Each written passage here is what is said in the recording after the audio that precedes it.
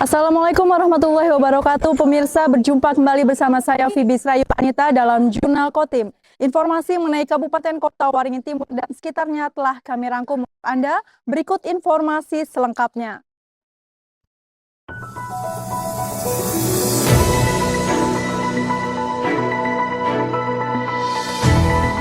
Sebanyak ratusan calon pegawai negeri sipil menerima surat keputusan pengangkatan untuk mulai bertugas di lingkungan pemerintah Kabupaten Kota Waringin Timur.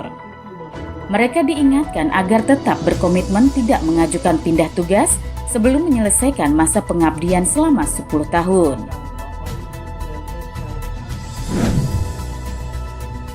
Penjabat Sekretaris Daerah Kabupaten Kota Waringin Timur, Sanggul Lumban Gaul, resmi pensiun setelah 35 tahun mengabdi sebagai aparatur sipil negara. Kepada ASN yang masih aktif, ia berharap agar menjunjung kedisiplinan dan bekerja dengan rasa tanggung jawab.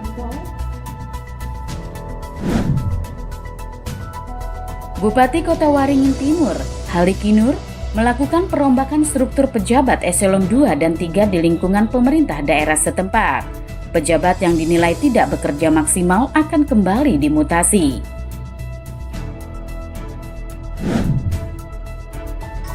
Dampak dari adanya efisiensi anggaran memaksa pemerintah Kabupaten Kota Waringin Timur untuk tidak melakukan festival budaya Habaring Hurung.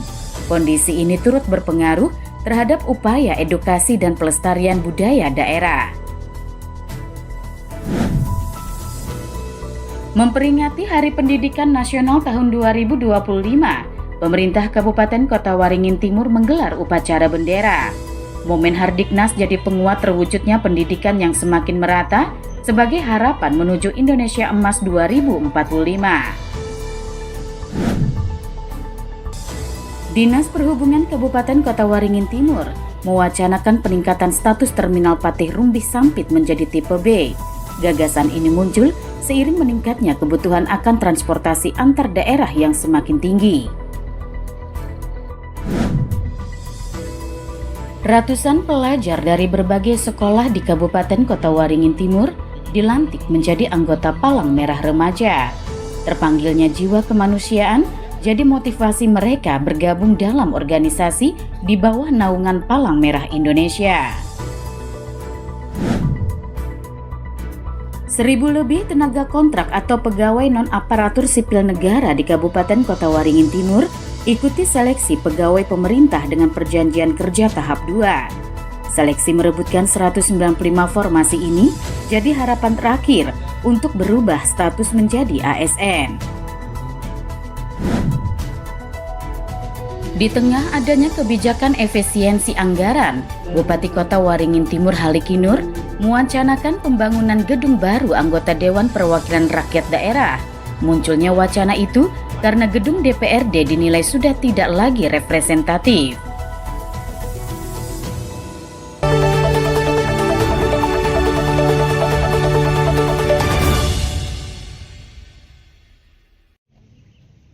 Sebanyak 206 calon pegawai negeri sipil yang dinyatakan lulus seleksi pada tahun 2024 resmi menerima surat keputusan pengangkatan CPNS di lingkungan pemerintah Kota Waringin Timur.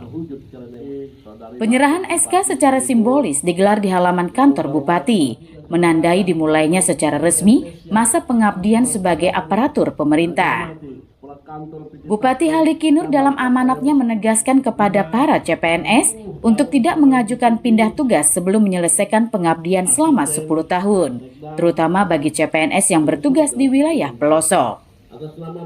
Waktu pengabdian itu telah menjadi komitmen sejak awal pendaftaran CPNS, seperti diungkapkan seorang CPNS yang bertugas di Kecamatan Pulau Hanaut, Renaldi, yang menyatakan kesiapannya untuk mengabdi tanpa mengajukan pindah tugas. Alhamdulillah kita semua yang CPNS itu merasa senang dan kita juga berjanji kalau kita akan mengabdi untuk pemerintah daerah Kota Waringin Timur dengan sebaik-baik mungkin. Memang itu sebuah komitmen untuk kami semua karena memang sebelumnya saat pendaftaran administrasi itu 10 tahun memang kita tidak boleh pindah. Jadi untuk saya pribadi saya mendukung karena itu juga menjadi komitmen bahwa kita akan mengabdi. Sebenarnya kalau saya pribadi memang atas dasar pengabdian. Saya merupakan salah satu orang dari lulusan jurusan Ilmu Pemerintahan dan memang ranah saya adalah di bagian pegawai negeri sipil seperti itu. Dari 206 CPNS yang menerima SK pengangkatan, terdapat 1 orang memutuskan mengundurkan diri. Sementara masa pengabdian mereka dimulai sejak 1 April 2025, namun pelaksanaan tugas baru aktif dimulai pada 2 Mei. Penyerahan secara simbolis CPNS kita formasi 2024. Jumlahnya yang kita SK-kan itu 206 orang, tetapi kemarin ada masuk permohonan mundur 1 orang, sehingga yang hadir tadi 205 orang. SK-nya itu TMT 1 April, tetapi karena baru selesai prosesnya sehingga mereka akan mulai aktif besok tanggal 2 Mei. Sehingga nanti di SPMT-nya surat pernyataan melaksanakan tugasnya akan aktif mulai 2 Mei 2025. Dan pagi ini mereka akan dilaksanakan pembekalan manajemen ASN yang akan dibawakan oleh narasumber kami dari BKN. Sebelum menjalankan pengabdiannya, para CPNS juga mengikuti pembekalan tentang manajemen aparatur sipil negara sehingga mereka siap untuk bertugas dalam melayani masyarakat di tempat kerjanya masing-masing. Mashud Badarudin, Hayat TV.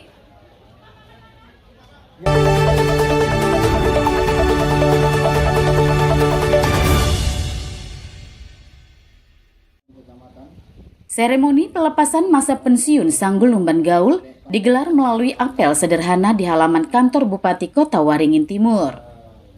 Terhitung mulai 1 Mei 2025, Sanggul resmi purna tugas. Mengakhiri pengabdian selama 35 tahun sebagai ASN, jabatan terakhir yang diemban adalah penjabat sekretaris daerah, posisi tertinggi dalam struktur kepegawaian ASN. Dalam perjalanan karirnya, Sanggul tak luput dari dinamika dunia birokrasi. Ia pernah mengalami non-job atau tidak menduduki jabatan struktural maupun fungsional. Namun 8 bulan menjelang masa pensiun, ia diberikan amanah untuk menduduki jabatan sebagai penjabat sekda. Menurutnya, kunci menjadi ASN yang profesional adalah menjaga kedisiplinan. Di samping itu, ia juga menekankan pentingnya keikhlasan dalam menjalankan setiap tugas yang diemban.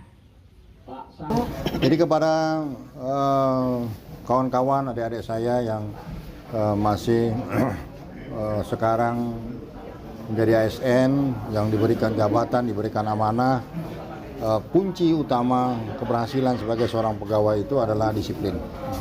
Ya, tanpa ada disiplin yang kuat, nol. Ya, walaupun sepintar apapun manusianya, tapi kalau tidak berdisiplin itu tidak akan ada gunanya. Ya, jadi kunci utama itu adalah disiplin. Setelah itu harus pandai bersyukur dan ikhlas melaksanakan tugas dan tanggung jawab dimanapun ditempatkan. Jadi itu intinya. Di sisi lain, sebanyak 28 ASN di lingkungan pemerintah Kota Waringin Timur juga memasuki masa pensiun pada 1 Mei 2025. Sementara itu, hingga akhir tahun ini akan ada sedikitnya 220 ASN di daerah tersebut yang purna tugas. Mashud Badarudin, Hayat TV.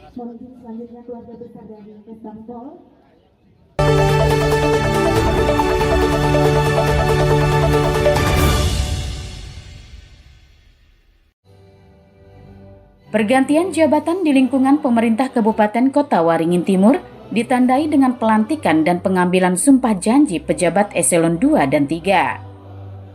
Pada kesempatan tersebut, Bupati Halikinur melantik Masri sebagai penjabat sekretaris daerah, menggantikan pejabat sebelumnya yang telah memasuki masa purna tugas. 3 pejabat eselon 2 juga dilantik untuk menduduki posisi kepala dinas dan badan, serta 7 pejabat eselon 3 untuk ditempatkan sebagai sekretaris dinas hingga kepala bidang. Karena terbatasnya sumber daya aparatur, terdapat 6 pejabat eselon 2 ditunjuk mendapat tugas ganda, yaitu sebagai pelaksana tugas atau PLT kepala dinas, kepala badan, serta asisten bupati. Halikinur menegaskan, pemerintah daerah akan terus melakukan evaluasi kinerja pejabat. Mereka yang tidak mampu menunjukkan hasil kerja maksimal di tengah kondisi terbatas akan dimutasi atau diganti. Berinovasi itu mencari cara bagaimana supaya kita itu kinerja yang harus kita tuju, misalnya target ini bisa tercapai dengan segala keterbatasan SDM maupun anggarannya tadi. Nah, ini dituntut pejabat yang visioner, pejabat yang memang tahan banting, makanya saya lihat nanti yang PLT juga, kalau memang tidak mampu melaksanakan tugas itu ya saya ganti. Berarti pejabat yang ada dilantik akan terus dievaluasi berarti Pak? Nah, terus 3 bulan saya evaluasi, 6 bulan tidak bagus saya ganti, ya, supaya ini tidak bisa kita linear bekerja seperti dulu, santai, terima, itu bukan waktunya. Kita tertinggal kalau masih gaya kerja seperti itu. Halikinur juga mengingatkan para pejabat yang baru dilantik maupun yang ditunjuk sebagai PLT untuk fokus bekerja sesuai tugas pokok dan fungsi, terutama dalam menyelesaikan berbagai persoalan yang masih jadi pekerjaan rumah pemerintah daerah. Mashud Badarudin, Hayat TV.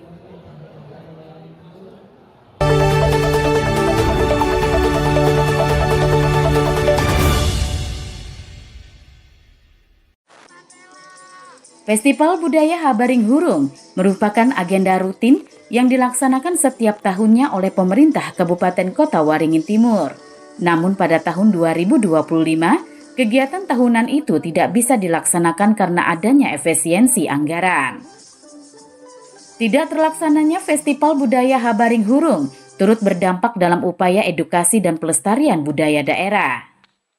Festival ini menyajikan berbagai jenis perlombaan tradisional, mulai dari permainan, olahraga, hingga kesenian dan kuliner, seperti balogo, manyimpet, lawang sakempeng, mangaruhi, malamang, tari pesisir dan pedalaman, serta beberapa lomba lainnya.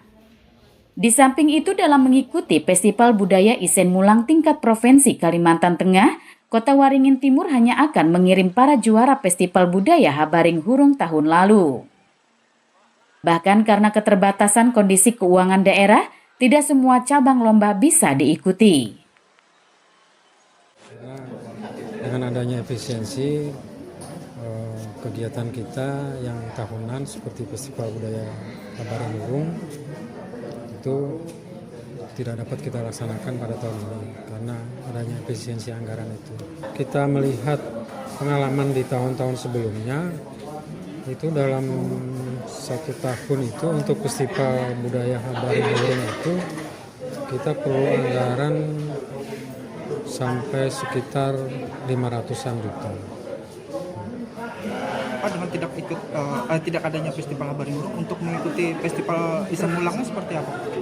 Ya nanti kita mengambil pemenang-pemenang yang sebelumnya ya Pak? Yang sebelumnya aja, nanti kita comot. Dan itu pun tidak semua bisa kita ikuti, mungkin hanya beberapa lomba aja yang kita ikuti. Karena mempertimbangkan kondisi keuangan kita juga. Festival Budaya Habaring Hurung yang menjadi wadah pelestarian budaya dan identitas lokal diharap dapat kembali digelar di tahun-tahun berikutnya, sehingga semangat untuk membangkitkan kebudayaan di Kota Waringin Timur semakin besar. Mashud Badarudin, Hayat TV.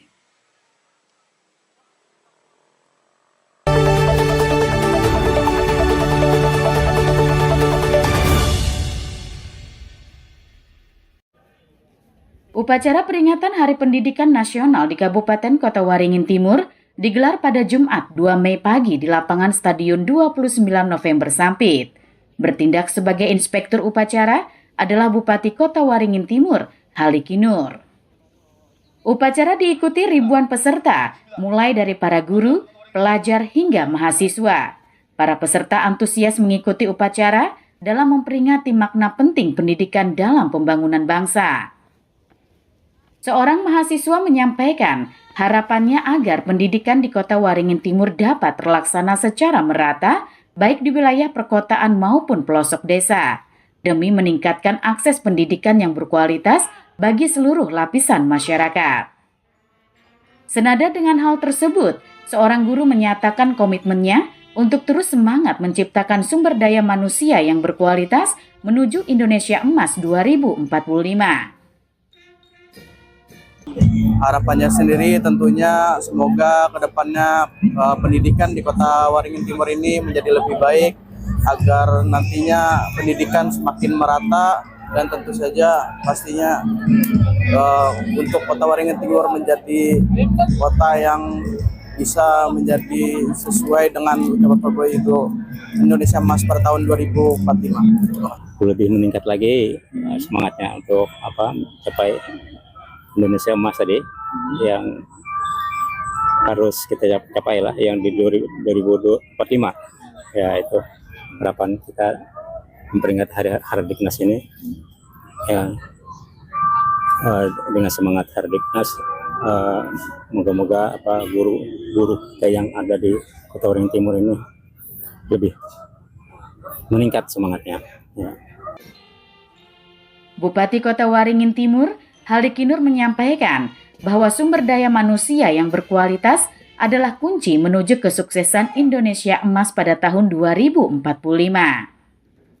Harapan kita dengan mengambil hikmah hari pendidikan ini, di mana sesuai dengan visi pemerintah pusat yang juga diimplementasikan oleh provinsi maupun kabupaten kota seluruh Indonesia, bagaimana kita untuk peningkatan sumber daya manusia sehingga mencapai Indonesia Emas pada tahun 2045 yang akan datang. Peringatan Hardiknas tahun 2025 ini juga dirangkai dengan peringatan Hari Otonomi Daerah. Seluruh rangkaian upacara berlangsung dengan hikmat dan lancar. Mashud Badarudin, Hayat TV.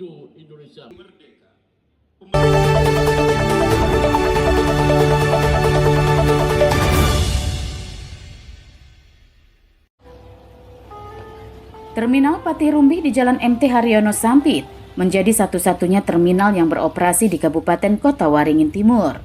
Terminal ini masih berstatus tipe C yang diperuntukkan melayani angkutan antar kecamatan dalam kabupaten. Namun dalam kenyataannya, Terminal Patih Rumbih telah menjadi titik singgah bagi bus antar kabupaten hingga antar provinsi. Kondisi ini mencerminkan jika kebutuhan transportasi umum antar daerah semakin tinggi. Belum lama ini, Kepala Dinas Perhubungan Kota Waringin Timur, Rodi Kamislam mengatakan, Terminal Patih Rumbih layak ditingkatkan statusnya menjadi terminal tipe B. Untuk merealisasikan wacana tersebut, pihaknya akan berkoordinasi dengan Dinas Perhubungan Provinsi Kalimantan Tengah, mengingat penetapan status terminal tipe B merupakan kewenangan provinsi. Di Kotim ini satu-satunya terminal yang bisa menurunkan dan menaikkan penumpang yang tempatnya itu sesuai, ya artinya tidak di jalan lah atau tidak diturunkan di tempat-tempat yang tidak semestinya, itu satu-satunya ada Terminal Patih Rumbih. Nah, sehingga fungsi daripada Terminal Patih Rumbih ini dia tidak hanya klasifikasi saja, dia sebenarnya sudah melayani antar kabupaten, bahkan antar provinsi kan sampai Banjarmasin gitu sih. Nah, ini kita harapkan nanti kita akan komunikasikan dengan Dinas Perhubungan Provinsi untuk rencana keberadaan terminal tipe B. Nah, tentunya dengan syarat kita harus menyiapkan infrastruktur berupa lahan yang proporsional tentunya. Sebagai langkah mendukung, pemerintah daerah akan menyiapkan lahan memadai sehingga fasilitas sarana dan prasarana yang menjadi kewenangan provinsi dapat tersedia secara memadai. Lokasi yang dianggap ideal untuk pembangunan terminal tipe B adalah di kawasan lingkar luar utara Kota Sampit. Namun penentuan lokasi masih akan dilakukan setelah melalui kajian lebih lanjut. Mashud Badarudin, Hayat TV.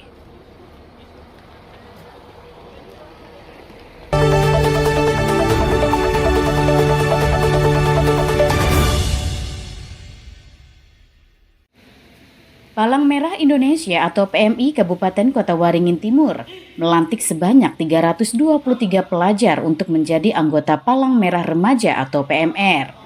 Prosesi pelantikan dipimpin langsung oleh Ketua Umum PMI Kota Waringin Timur, Supian Hadi. Mereka yang dilantik merupakan perwakilan dari 10 sekolah menengah atas, 10 sekolah menengah pertama, dan 2 sekolah dasar yang ada di Kabupaten Kota Waringin Timur. PMR merupakan wadah pembinaan remaja di bawah PMI. Para anggota ditempa untuk memiliki jiwa relawan serta mengembangkan karakter dan kemampuan di bidang kemanusiaan. Supian Hadi menyampaikan, setiap tahun terjadi peningkatan minat pelajar untuk bergabung dalam PMR. Kondisi ini memberikan semangat bagi PMI untuk cepat dan tanggap dalam menangani berbagai isu kemanusiaan. Karena bagaimanapun melalui Palang Merah Remaja ini adalah untuk menumbuhkan bukan hanya kedisiplinan, tapi bagaimana kebersamaan, kenetralan, sosial, kemanusiaan dan lain sebagainya. Sehingga dengan banyaknya Palang Merah Remaja yang ada di Kabupaten Kota Waringin Timur ini, saya yakin ini akan mempermudah langkah-langkah strategis yang akan diambil oleh PMI Kabupaten Kota Waringin Timur dalam menangani permasalahan-permasalahan yang ada di beberapa wilayah di seluruh wilayah Kabupaten Kota Waringin Timur. Harapan saya bagaimana mereka melaksanakan tugas dengan sebaik-baiknya, yang nanti Palang Merah Remaja ini untuk lepas dari sekolah pun atau dari SD, SMP, SMA tetap, yang lepas SMA pun tetap menjadi relawan untuk di PMI Kabupaten Kota Waringin Timur khususnya. Selain pelantikan, para anggota baru PMR juga mengikuti kegiatan Gebiar Lomba Prestasi Remaja Beraksi atau Galaksi. Kegiatan dikemas dalam perkemahan yang dilaksanakan selama 3 hari. Menurut salah seorang anggota, terpanggilnya jiwa kemanusiaan jadi alasan bergabung dalam PMR. Banyak manfaat yang telah didapat yang bisa diterapkan dalam kehidupan sehari-hari.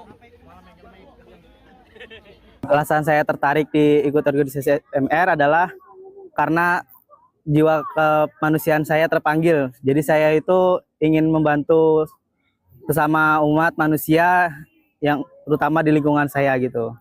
Manfaat yang telah saya dapatkan, saya dapat mengetahui beberapa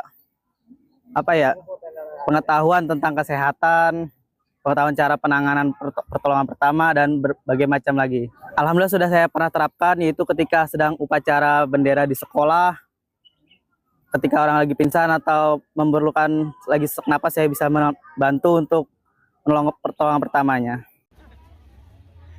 Dengan menjadi bagian dari organisasi PMR, para pelajar diharap dapat menjadi relawan yang tangguh serta menjadi teladan bagi sesama. Mashud Badarudin, Hayat TV.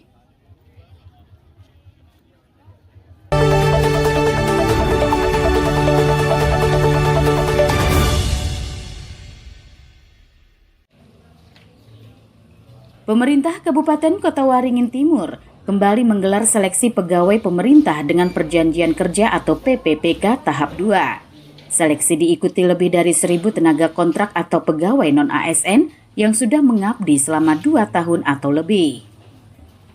Seleksi ini memperebutkan 195 formasi jabatan yang merupakan sisa formasi yang tidak terisi pada seleksi PPPK tahap pertama. Seleksi melalui ujian berbasis komputer ini dilaksanakan selama 5 hari hingga tanggal 7 Mei.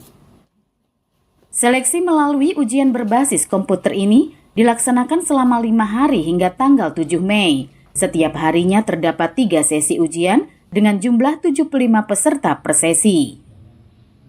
Salah satunya adalah Alpian, 55 tahun. Tenaga kontrak yang sudah mengabdi 11 tahun sebagai penjaga di SMP Negeri 7 Cempaka. Di usia menjelang masa pengabdian terakhirnya, ia berharap bisa lolos seleksi dan diangkat menjadi PPPK. Tahun 2014 yang berlokasi di SMP 7. Kebetulan saya kan di situ kan basicnya penjaga sekolah. Mungkin kurang lebih kita hitungkan ya 11 tahun kurang lebih. Per bulan 6 nanti. Secara umum kan kita melihat usia. Nah, otomatis secara prioritas kita kan memang ingin diangkat soalnya kita sudah lama mengabdi gitu Mas. Ya itu harapan yang utama kan. Kalau usia Pak, kalau boleh tahu berapa sekarang? Kalau saya lahirnya kan 1970-an sampai sekarang kan Mei ini kurang lebih 55 tahun. 55 Iya. tahun.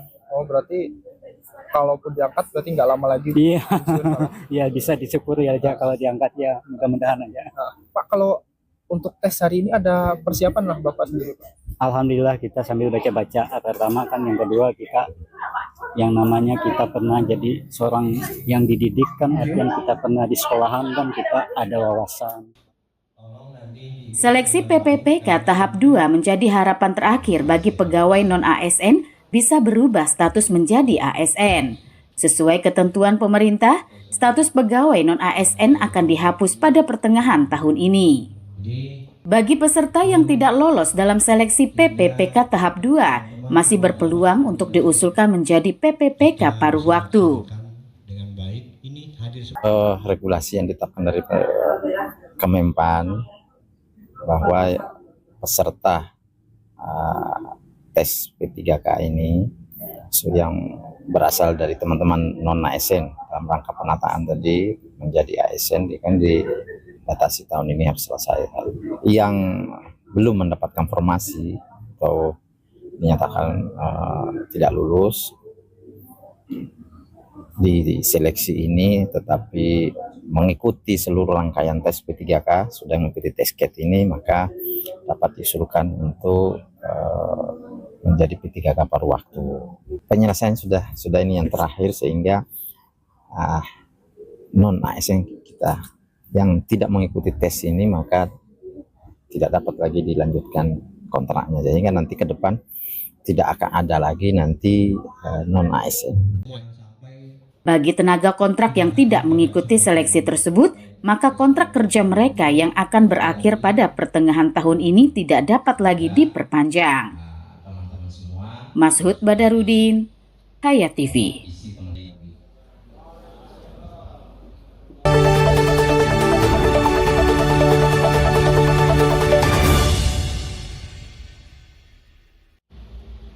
Gedung Dewan Perwakilan Rakyat Daerah atau DPRD Kabupaten Kota Waringin Timur di Jalan Jenderal Sudirman Sampit merupakan bangunan tua yang telah digunakan puluhan tahun.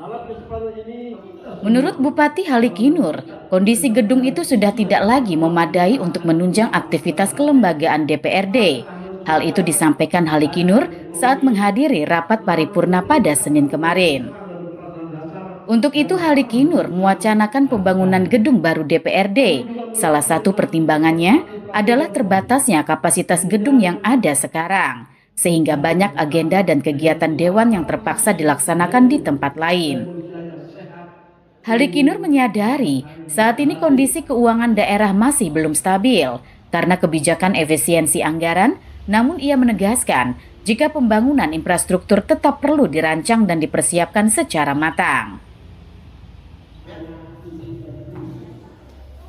Saya lihat di PRD ini, ya memang kita maklum di PRD kantor bupati juga kondisinya ya seperti itu. Tapi saya utamakan di PR dulu karena di sini gedung rakyat. Jadi biar di PR dulu yang membangun nanti, karena contoh ruang ketua kalau ada tamu misalnya dari Forkopimda atau dari mana itu sampai nggak muat, nggak representatif lah. Belum lagi rapat-rapat komisi kadang-kadang pinjam ke Baperida, pinjam ke Ano. Nah ini kan artinya karena gedung DPR sudah sekian puluh tahun yang lalu. Kita memang efisiensi, tapi kita harus fokus mana yang menjadi representatif. Kalau gedung dewan Pak, urgensinya seperti apa Pak? Gedung dewan. Gedung dewan itu memang penting karena setiap rapat, setiap tahun pembahasan anggaran mereka pinjam sana sini. Itu. Jadi tidak representatif lagi. Ketua DPRD Kota Waringin Timur, Rimbun, mendukung wacana tersebut. Menurutnya, pembangunan gedung DPRD yang lebih luas dan layak akan mendukung kinerja dan kegiatan lembaga legislatif secara optimal. Terkait dengan rencana pembangunan gedung DPR, kita arahkan tingkat utara karena ini representatifnya bahwa sarana dan prasarana mungkin yang bangunan lama sangat terbatas, terutama ruang untuk komisi-komisi dan juga ruang rapat komisi-komisi ini sangat diperlukan. Salah satu contoh juga ruang VIP pimpinan ya untuk tamu ini cuma sempit sekali ya. Jadi kami dengan Pak Bupati tahun depan menyiapkan bahan gedung DPR. Meski demikian, pemerintah daerah masih akan melakukan kajian untuk menentukan lokasi yang tepat dan strategis. Salah satu lokasi yang dianggap ideal adalah di kawasan lingkar luar utara Kota Sampit. Mashud Badarudin, Hayat TV. Demikian pemirsa, informasi tadi sekaligus menutup jumpa kita pada kali ini. Saya Fibi Srayu Anita mewakili jajaran yang bertugas, mohon undur diri dari hadapan Anda. Terima kasih dan sampai jumpa. Wassalamualaikum warahmatullahi wabarakatuh.